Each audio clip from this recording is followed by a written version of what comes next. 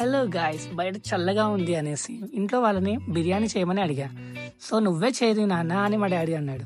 సరే అనేసి ఇంగ్రీడియంట్స్ అన్నీ తెలుసుకొని అన్నీ వాళ్ళని హెల్ప్ చేసుకొని ట్రై చేసాం. మసాలా సూపర్గా కలిపా.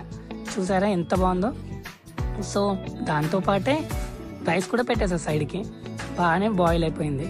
సో మనం కలుపుకున్న మసాలా తీసుకొని స్టవ్ మీద పెట్టాను. మెల్లగా మా డాడీని గీ వేయమన్నాడు, పైనుంచి వేసాను.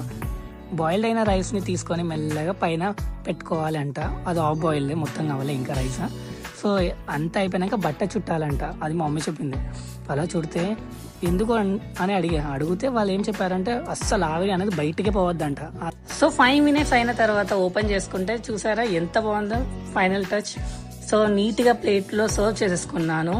తిందామనేసి వేలు పెడుతుంటేనే చూడు అబ్బా కాలిపోయింది.